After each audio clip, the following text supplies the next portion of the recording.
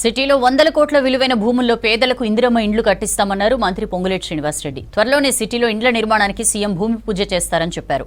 శంకుస్థాపన చేసిన ఏడాదిలోనే నిర్మాణం పూర్తి చేస్తామన్నారు. రాష్ట్రంలో మారుతున్న పరిస్థితులకు అనుగుణంగా ప్రజాప్రభుత్వం అభివృద్ధి చెందుతుందన్నారు మంత్రి పొన్నం ప్రభాకర్.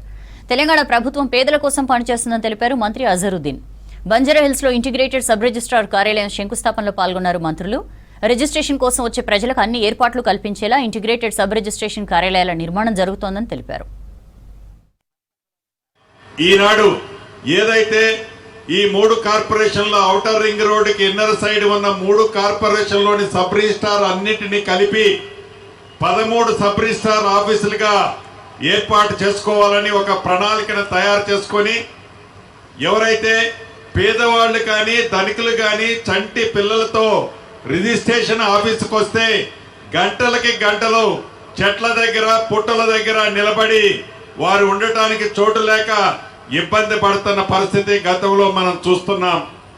దాన్ని పునరావృతం కాకుండా ఉండాలని ఈ ఇంటిగ్రేటెడ్ ఆఫీసుల ద్వారా ఏదైతే ప్రైవేట్ సెక్టార్లో ఆఫీసులు ఎలా ఉంటాయో వాటిని తలతన్నే విధంగా అద్భుతంగా అన్ని వసతులతో అత్యంత అధునాతనమైన సౌకర్యాలన్నీ కల్పిస్తూ టెక్నాలజీని పర్ఫెక్ట్ గా వాడుతూ సబ్ రిజిస్ట్రార్ ఆఫీసుల్ని ఈనాడు డెవలప్మెంట్ కార్యక్రమం చేయడం జరుగుతుంది. ఇంటిగ్రేటెడ్ ఆఫీసులు 13 ఫైనల్ చేసి ప్రతి ఆఫీసు సుమారు 2 ఎకరాల ప్రాంగణంలో నిర్మించి దాంట్లో ఎవరైతే వస్తారో సబ్ రిజిస్ట్రార్ ఆఫీస్కి అమ్మేవాళ్ళు కానీ కొనేవాళ్ళు కానీ కొత్తగా పెళ్లి చేసుకున్న వాళ్ళు రిజిస్ట్రేషన్ చేసుకునే వాళ్ళు కానీ మనసారా ఆశీర్వదించి దీవించే విధంగా ఈ ఇంటిగ్రేటెడ్ సబ్ రిజిస్ట్రార్ ఆఫీసుల్ని నిర్మించడం జరుగుతుంది.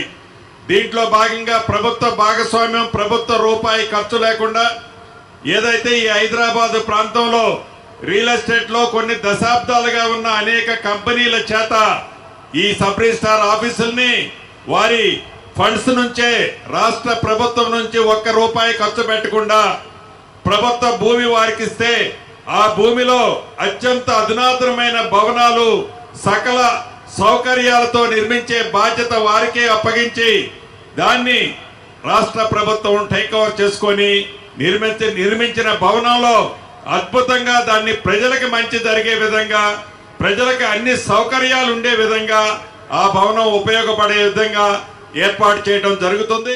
భూముల అమ్మకాలు క్రయ విక్రయాలు జరిపే సందర్భంలో ఎంతటి పెద్దవాళ్ళైనా భూమి అమ్ముకునేటప్పుడు రిజిస్ట్రేషన్ ఆఫీస్కి రావాలి, కొనుక్కునేటప్పుడు రిజిస్ట్రేషన్ ఆఫీస్కి రావాలి. కాబట్టి అక్కడ ఇప్పుడున్నటువంటి పరిస్థితిలో కనీసం కుర్చేసుకొని కూర్చునేటువంటి పరిస్థితి లేదు. కాబట్టి గౌరవ మంత్రి గారు పొంగులేటి శ్రీనివాసరెడ్డి గారు ప్రత్యక్షంగా భూమి యొక్క క్రయ విక్రయాలు జరిగే సందర్భంగా అమ్ముకునే వాళ్ళు కొనుక్కునే వాళ్ళు పడుతున్న ఇబ్బందిని దృష్టిలో పెట్టుకొని అక్కడ ఎటువంటి ఇబ్బంది లేకుండా ఉండే ఆలోచనతోటి ఇలా తొలి భవన నిర్మాణానికి శంకుస్థాపన చేస్తా ఉన్నారు. వారికి నా సందర్భంగా హృదయపూర్వకంగా ధన్యవాదాలు, శుభాకాంక్షలు తెలియజేస్తా ఉన్నాను. ఈ రిజిస్ట్రేషన్ల శాఖకు సంబంధించి కూడా అన్ని మారుతున్న కాలానికి అనుగుణంగా అన్ని మారుతా ఉన్నాయి. భవనాలను కూడా మార్చే సంకల్పం తీసుకున్నటువంటి మరి రెవెన్యూ శాఖ మంత్రికి ధన్యవాదాలు తెలియజేస్తూ వారికి ఇంకొక సందర్భంగా అందరూ గట్టిగా, ఎందుకంటే హైదరాబాద్లో ఇప్పటి వరకు మనం ఇండ్లకు సంబంధించి కొంత సమస్య ఉంది. ఒక 30-40 స్థలాలను ఐడెంటిఫై చేసి నిన్ననే జీవో ఇచ్చినారు. ఆ జీవో ప్రకారంగా త్వరలో హైదరాబాద్లో ఇళ్ల నిర్మాణానికి కూడా మరి సంకల్పం తీసుకుంటున్నందుకు హైదరాబాద్ ఇన్ఛార్జ్ మంత్రిగా నేను గౌరవ హైదరాబాద్ ప్రజాప్రతినిధులు అందరం కూడా వారికి ధన్యవాదాలు తెలియజేస్తూ ప్రక్రియ వేగవంతంగా ముందుకు తీసుకుపోవాలని, హైదరాబాద్లో పేదలకు ఇళ్లకు సంబంధించిన సమస్య ఉంది. ఉపాధి కాడ అయితే ఇల్లు కాడ కట్టి అది నిరుపయోగంగా యాక్టిఫై చేసే పరిస్థితి నుంచి మనం అది ఆలోచన ప్రాక్టికల్ ప్రాబ్లంను ఇన్ఛార్జ్ మంత్రిగా మీ దృష్టికి తేవడం, మీరు కూడా వాస్తవంగా దాన్ని వెంటనే గ్రహించి ఎక్కడ ఉపాధి ఉంటే ఎక్కడ వాళ్ళు ఉంటే అక్కడనే ప్రభుత్వ స్థలం ఎంత విలువైందైనా అక్కడనే వాళ్ళకి ఇల్లు కట్టేయాలనే ఆలోచన నిర్ణయం గౌరవ ముఖ్యమంత్రి రేవంత్ రెడ్డి గారి నాయకత్వంలో తీసుకున్నటువంటి సందర్భంగా మీకు ధన్యవాదాలు తెలియజేస్తూ త్వరలో హైదరాబాద్లో చాలా కాలంగా ఎదురు చూస్తున్నటువంటి పేద ప్రజల ఇళ్ల కళ కూడా నిర్మాణం కాబోతుందనే మాట మనం చేస్తున్నాం. ఇంటిగ్రేటెడ్ ఒక సబ్ రిజిస్టర్ ఆఫీస్ ఇక్కడ కట్టడానికి స్థానికులకు ఎవరికి అభ్యంతరం లేదు. కానీ గత 100 సంవత్సరాల నుండి ఇక్కడ ముస్లిం మైనార్టీలు ఈద్గా గ్రౌండ్లో నమాజ్ చేసుకుంటా ఉన్నారు. వాళ్ళతో నేను సమావేశం ఏర్పాటు చేసినప్పుడు అన్ని మసీద్ కమిటీలు వాళ్ళు వచ్చి సార్ ఇంటిగ్రేటెడ్ కమ్యూనిటీ హాల్ ఇక్కడ కట్టుకున్నా దీన్ని మా అభ్యంతరం లేదు. మా నమాజ్కు ప్రతి సంవత్సరం 2 నమాజులు చదువుతాము. మేము ఒకటేమో రంజాన్కి, ఇంకోటి బక్రీద్కు. వందల సంవత్సరాల నుండి ఎంతో మంది ప్రైవేట్ వ్యక్తులు ఇది మాది అని పోరాడితే దీన్ని కాపాడినటువంటి ఘనత ఇక్కడ ఉన్నటువంటి మస్జిద్ కమిటీ ముస్లిం మైనార్టీకే దక్కిందని కూడా, లేకుంటే ఎప్పుడో ప్రైవేట్ వాళ్ళ చేతికి వెళ్ళిపోయేది స్థలం, ప్రైవేట్ డిస్ప్యూట్ ఉన్నా కూడా. ఇది ఇంటిగ్రేటెడ్ ఇక్కడ సబ్ రిజిస్టర్ ఆఫీస్ వస్తే చాలామంది ఎంప్లాయ్మెంట్ దొరుకుతుంది, చాలామందికి ఉద్యోగ అవకాశాలు వస్తాయి. మరి ఇక్కడ ఉన్నటువంటి వ్యాపారాలు వాళ్ళ కూడా పెరిగేటువంటి అవకాశం ఉంది.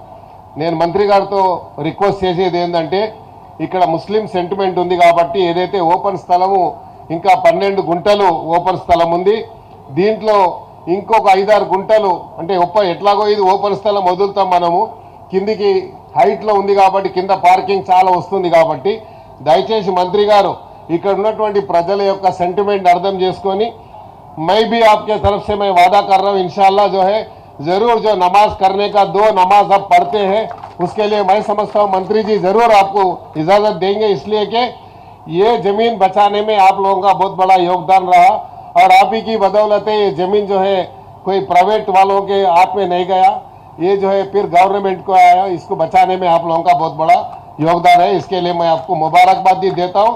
मैं जो मस्जिद कमेटी के यहाँ के मेंबर्स हैं, आप एक रिप्रेजेंटेशन दीजिए मंत्री जी को आके, आप जो है आप ये ज़रूर मैं वादा करना चाहूँगा, सीएम साहब भी हमेशा माइनॉरिटी के साथ है, माइनॉरिटी के लिए ये गवर्नमेंट इतना मेहनत करी आप लोगों को मालूम है, कभी भी आपके साथ में नाइंसाफ़ी नहीं होगी, हमारी वादा है।